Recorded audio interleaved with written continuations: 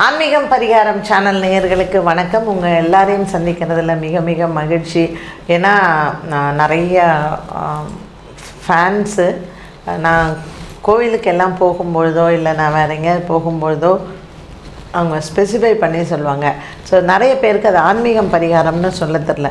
Madam நீங்கள் இந்த ஆன்மீகம் சேனலில் பண்ணுறீங்களா மேடம்? உங்களை நான் பார்க்குறேன், நிறைய ஃபாலோ பண்ணுறேன், உங்கள் ஃபேனு, அவங்க சாரியை பார்ப்பேன், நீங்கள் என்ன ப்ளவுஸ் போட்டிருக்கீங்கன்னு பார்க்குறேன். ஸோ எல்லாமே டீட்டெயிலிங் ரொம்ப கரெக்டாக சொல்லுவாங்க. ஸோ சாமி கும்பிட வரும்பொழுது அந்த சாமியை கூட விட்டுட்டு என்ன பர்டிகுலராக பேசி வீடியோஸ் எல்லாம் நல்லா இருக்குது அப்படின்னு சொல்லும்பொழுது உண்மையிலேயே உங்கள் எல்லாருக்கும் என்னுடைய மனமார்ந்த நன்றிகள். நீங்கள் எந்த அளவுக்கு சப்போர்ட் பண்ணுறீங்க, நீங்கள் எந்த அளவுக்கு ரசிக்கிறீங்க அப்படிங்கிறத பொறுத்து தான் நம்ம இன்னும் என்னென்ன மாதிரியான விஷயங்களை உங்களுக்கு எல்லாம் சொல்லலாம் அப்படிங்கிற ஒரு ஆசையும் உண்டு. அதற்கான தகவலும் நம்ம அதற்கு என்ன படிக்கிறதுக்கு என்ன அப்டேட் பண்ணுறதுக்கும் இல்லை இதை கேட்டிருக்காங்க அப்போ அதுக்கு என்ன அப்படின்னு சொல்லி நான் படிக்கிறேன் பார்த்தீங்களா, அதற்கும் உங்களுக்கு ரொம்ப ரொம்ப நன்றி. ஏன்னா நம்ம இந்த தலைமுடியில் ஒரு வீடியோ போட்டிருந்தோம். அதில் உடல் எடை ஏறுவதற்கு என்ன காரணம், கிரகங்கள் காரணமாக இருக்கும்னு சொல்லி கேட்டிருந்தாங்க. நம்மளுடைய உடம்பில் இருக்கக்கூடிய அனைத்து விஷயங்கள், அது நகம், சதை, முடி, இப்போ இந்த ஸ்கின் தோல் இருக்குது இல்லைங்களா, இந்த தோலுக்கு கீழேயே பார்த்திங்கன்னா 7 லேயர்ஸ் இருக்கும், 7 லேயர்ஸ் ஆஃப் இது. அப்போ நம்ம என்ன சொல்கிறோம், மேலே இருக்கிறத ஸ்கின்னு சொல்கிறோம், அப்புறம் அதில் டிஷ்யூஸ்னு சொல்கிறோம் இல்லையா, மசில்ஸ்னு சொல்கிறோம். இது எல்லாத்துக்குமே கிரகங்கள் காரணமாக இருக்கும். இப்போ சமஸ்கிருதத்தில் என்ன சொல்லுவோம்னா, நம்ம மசில்ஸ்னு சொல்கிறத மஜ்ஜை அப்படின்னு சொல்லுவாங்க. அதுக்கும் ஒரு கிரகம் காரணமாக இருக்கும். அப்போது கிரகங்கள் இல்லாமல் எதுவுமே கிடையாது. இந்த இடம் இப்போ எனக்கு இந்த கை, இந்த இடம் இப்படி இருக்கு இல்லையா, இது சம்டைம்ஸ் நமக்கு வீங்கும், ஒரு இன்ஃப்ளமேஷன் மாதிரி வரும். அப்போ அந்த வீக்கத்திற்குமே ஒரு கிரகம் காரணமாக இருக்கும். இப்போ இது எல்லாம் எப்படி அப்படின்னு கேட்டிங்கன்னா, அப்போ நம்ம உடலில் முக்கியமானதை எது நமக்கு கிரகம் ஆளுகிறதுனா, இங்கே நாடி, இப்போ டாக்டர் இந்த சித்த வைத்தியர்லாம் போனீங்கன்னா நாடி பிடிச்சி பார்ப்பாங்க. இதில் 3 வகை நாடி உண்டு: வாதம், பித்தம், கபம். இந்த வாதம், பித்தம், கபம் இது 3த்துக்குமே கிரகம் உண்டு. வாதத்திற்கு சனி, பித்தத்திற்கு குரு, அண்டு கபத்துக்கு சந்திரன். இந்த வாதம், பித்தம், கபம் இருக்கிறச்சே இது 3ம் தான் நமக்கு மாறி மாறி வியாதிகளை கொடுக்கும். ஒரு சில உடம்புக்கு வாதம், பித்தம் உடம்பாக இருக்கும், ஒரு சிலருக்கு கபமும் பித்தமும் சேர்ந்திருக்கும். அப்போது குரு, சனி, சந்திரன். சந்திரன் உடம்புல இருக்கக்கூடிய தண்ணியை ஆளக்கூடியது, நீரை ஆளக்கூடிய ஒரு கிரகம். ஒரு சிலர் ரொம்ப குண்டாக இருப்பாங்க, காலெல்லாம் வீங்கிக்கும், பார்த்திங்கன்னா நீர் கோத்துக்கும் அப்படின்னு சொல்கிறோம் இல்லையா, அதற்கு சந்திரன் காரணமாக இருக்கலாம். நீங்கள் டாக்டர்ஸ்ட்டை போனீங்கன்னா என்ன சொல்லுவாங்க, லிவர் ரொம்ப முக்கியம் இல்லையா, ஒரு cholesterol, bad cholesterol and good கொலஸ்ட்ரால்னு இருக்குது. இந்த கொலஸ்ட்ராலுக்கு ஜாஸ்தி நீங்கள் ப்ளட் டெஸ்ட் எடுக்கும் போதே பார்க்கலாம், என்னென்ன மாதிரியான ப்ளட் டெஸ்ட், என்னென்ன இதுக்கெல்லாம் நம்ம டெஸ்ட் எடுக்கிறோம், கொலஸ்ட்ரால் எப்படி இருக்குது, சுகர் எப்படி இருக்குது, இது எல்லாம் எடுக்கிறோம் இல்லையா. அப்போ இதற்கெல்லாம் என்ன கிரகம், நம்ம லிவர் அப்படிங்கிறதே குரு ஆளக்கூடிய பகுதி தான். நம்மளுடைய வாதம், இப்போது திடீர்னு பெராலிட்டிக் அட்டாக் வந்துடுது, அதற்கு சனி. இந்த காம்பினேஷனில் தான் ஒரு மனிதனினுடைய உடலும் இருக்கும். இந்த வாதம், பித்தம், கபம் இந்த 3ம் இந்த நாடியை பிடிச்சு பார்த்து சித்த வைத்தியத்தில் அதுக்கு தான் மருந்து கொடுக்குறாங்க.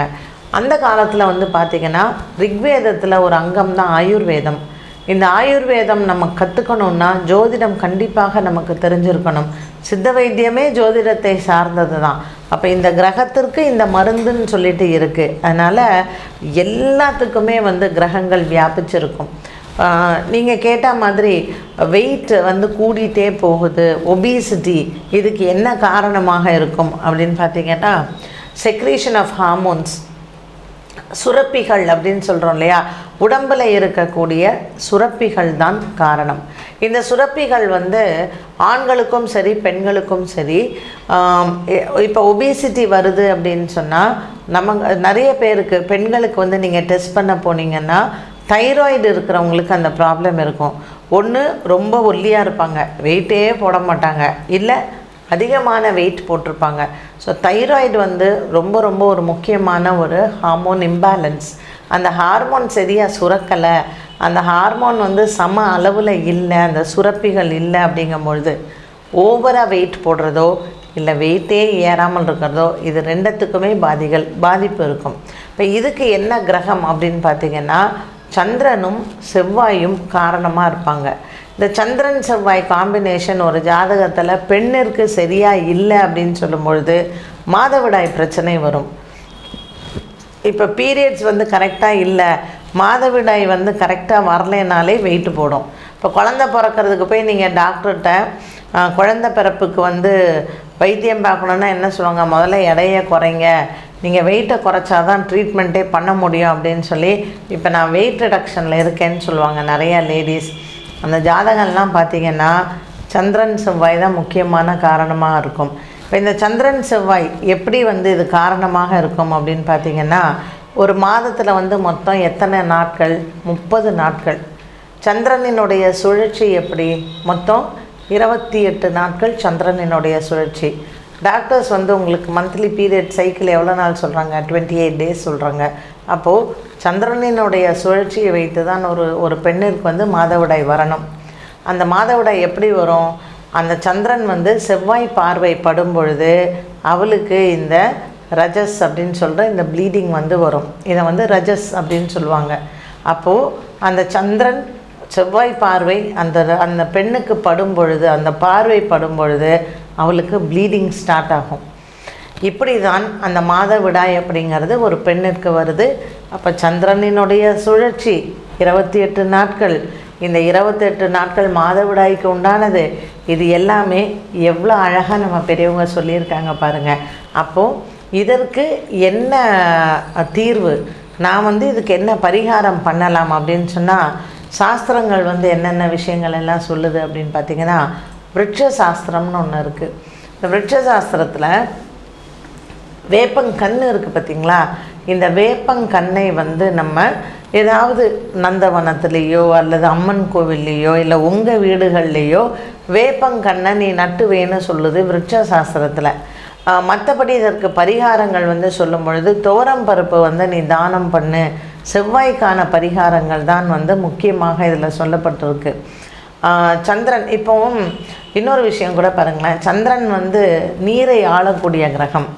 ஒரு பெண் வந்து நீங்கள் பீரியட்ஸே வரலை, அந்த வரக்கூடிய ஒரு டைமில் பீச்சுக்கெல்லாம் போய் கடல் பக்கத்தில் நின்னீங்கன்னா பீரியட்ஸ் வந்துடும்.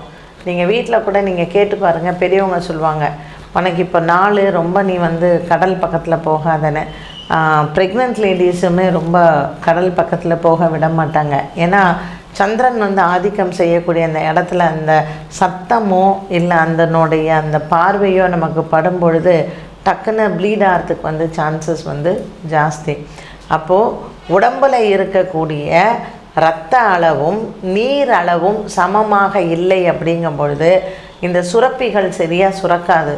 இப்போ தைராய்டு வர்றது, இதற்கான வந்து இந்த மாதவிடாய் பிரச்சனை வர்றது, ரொம்ப வெயிட்டு போடுறது, இதெல்லாம் சந்திரன் செவ்வாய் தான். ஸோ இதுக்கு வந்து ஒவ்வொரு வாரமும் செவ்வாய்க்கிழமை துவரம் பருப்பு தானம் கொடுத்தால் அந்த உடல் ஆரோக்கியம் நன்றாக இருக்கும். செவ்வாய்க்கிழமை காலையில் செவ்வாய் ஹோரை இருக்குது பார்த்திங்களா? அதில் வந்து நீங்கள் என்ன பண்ணணுன்னா, அதாவது 4 எலுமிச்சம்பழம் எடுத்துக்கோங்க. 4 எலுமிச்சம்பழம் எடுத்து கட் பண்ணிங்கன்னா 2 ஹாஃபாக வரும், 8. அதுக்கப்புறம் 1, மொத்தம் 9 தீபங்கள் ஏற்றணும். இந்த எலுமிச்சங்கள்லாம் கட் பண்ணிவிட்டு அந்த ஜூஸை வந்து பிழிஞ்சு வச்சுருங்க. அதில் உப்பு சர்க்கரை எதுவுமே போடக்கூடாது. இந்த 9 தீபமும் லெமன் வந்து போட்டுட்டு இழுப்ப எண்ணெயில் செவ்வாய் ஹோரையில் தீபம் போடுங்க. அந்த சாறு இருக்குல்ல, அதில் உப்பு சர்க்கரை எதுவுமே போடாமல் அதை வச்சுட்டு செவ்வாய்க்கு வந்து இழுப்ப எண்ணெயில் அந்த 9 விளக்கேற்றி சாமி கும்பிடுங்க. செவ்வாய்க்கு கும்பிடலாம், இல்லை அம்மனுக்கு கும்பிடலாம். கும்பிட்டுட்டு எம்டி ஸ்டமக்கில் அந்த லெமன் ஜூஸ் குடிச்சிடுங்க.